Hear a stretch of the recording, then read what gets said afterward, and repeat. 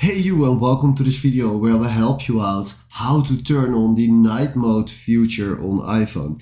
And that is quite simple. First of all, we go to a camera, and then I need to tell you something, because the night mode is a feature from iPhone that will get enabled when it's dark. So when our camera isn't catching that much light, and then they will pop up the night mode. So right now, if you can see, we have enough light, just like this. But if I'm holding my hands for my camera, you will see here in the top the icon that appears. So right now if I click on this, now you see it's 1 second. So right now if I click here on photo, you will see that the night mode just started and got enabled by getting not that much light. Because if I remove now my hand, the night mode disappeared. So, alright, this is how it works, and this is how you can use night mode on your iPhone.